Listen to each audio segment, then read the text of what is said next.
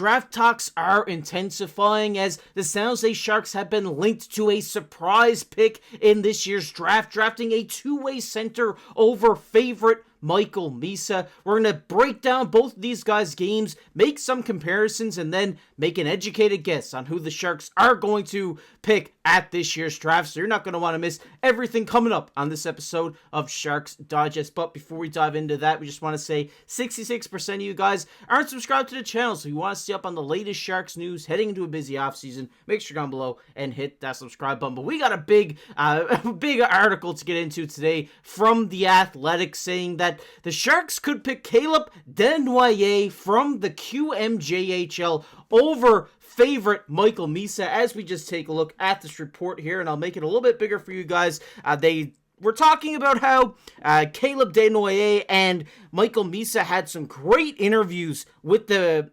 Sharks during the Combine, and they say here, I think each impressed teams with the way they carried themselves. Misa and Desnoyers are the two likely candidates for the Sharks.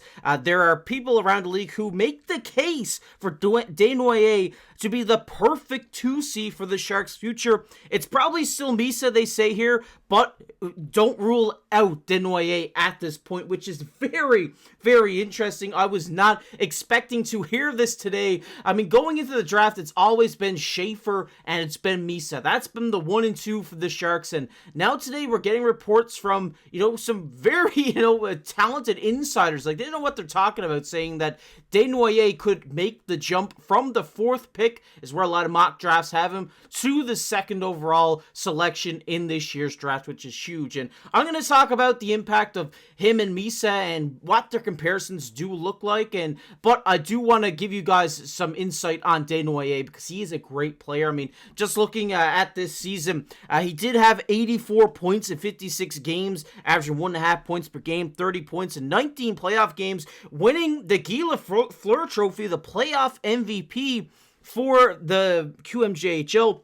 He also won the Mike Bossy Trophy as the top prospect, and the Wildcats did win the championship as well, so he is a champion. Great season for Desnoyers down there in the QMJ. They also say they project him to be a two-way middle six center with top line potential if his tools develop. And just getting into some initial looks of this guy, he is a two-way center. He is pure two-way. They say he has great speed, great edge work, could use a little bit of acceleration. They say he has great vision and deceptive passing. He has an accurate shot, shooting 20% plus this season, but it's not powerful. That's one weakness that a lot of scouts have said about Desnoyers, is that he needs to get some power behind his wrist shots. He also say he makes strong decision making, and he's a great forward checker. He wins puck battles. He's a great 200-foot player, which is what the San Jose Sharks do need. And just going on, this is strengths and areas to develop. You see shot power here, explosiveness, pass efficiency being the ones that he does have to develop here. And then just quickly looking at some NHL comparisons for this guy, you see Bo Horvat. Nico Hischier is the one that I really do like. I do think he plays a lot like Nico Hischier. He's just the perfect two-way center. He's a guy who can go out there, like he's not going to go out and get 130 points like Michael Misa did, but he can still contribute to this team offensively, but also get it done defensively by playing the penalty kill, by going out there and putting the pressure on opposing teams' defenses when they're trying to make their breakouts. This is what Desnoyers excels at. And he still has tons of time. I mean, he's still 18 years old. He has a lot of time to develop, that shot. And I've seen a lot of people say maybe he makes some bad passes at time. But as time goes on, he will develop those skills and it will make him a great player. But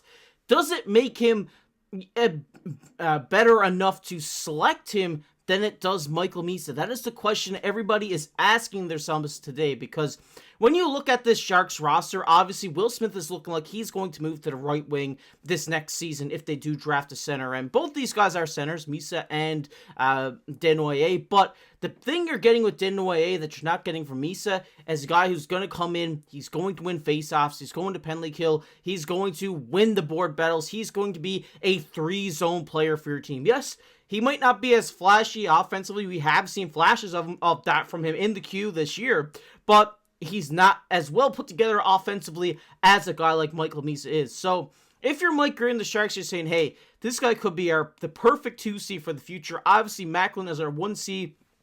We don't have to worry about this guy potentially overtaking that 1C role from Macklin. He's going to be a perfect second-line guy, and maybe that's what they see out of him, and maybe that's why they do select him here. But if we just look at the comparison chart between Caleb Desnoyers and Michael Misa, obviously both kind of similar size. Desnoyers has an extra inch on the height, and Misa's a little bit more built out. But looking at the point totals here, look, obviously it jumps off the page that Michael Misa has 134 points in 65 games this year, where Desnoyers had just 84 and 56. There's obviously going to be a big jump offensively for Michael Misa compared to Caleb Desnoyers, but Desnoyers is more of a put-together all-around player than what Michael Misa is. We just look here, they say here, Misa's more offensive threat. He's a elite scorer.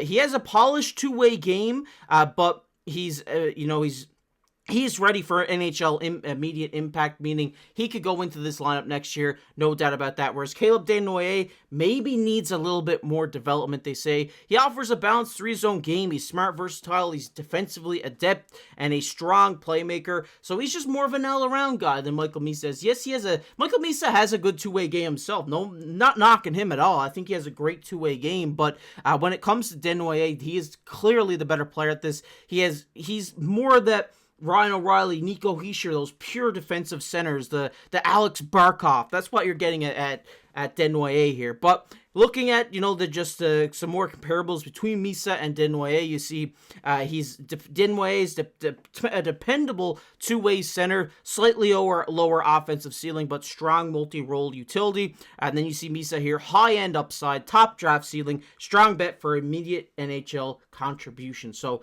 when you're looking at this, and I know a lot of you guys are probably thinking the same way I am, kind of seems like Misa is the best option out of these two guys here, but I think the case for Caleb Desnoyers to go over Michael Misa is definitely there. I think if the Sharks say, hey, maybe we don't need another pure offensive center like we have in Macklin Celebrini, maybe we take a shot on Caleb Desnoyers here and we get that two-way guy that we're going to need eventually, and he's just going to fill that role. He might not be the flashiest player like a Michael Misa is, but he's going to get his job done, and he's going to do it efficiently and effectively. And there's always, the upside of him developing these skills, developing a stronger shot, developing better passing and stuff like this. There's always that.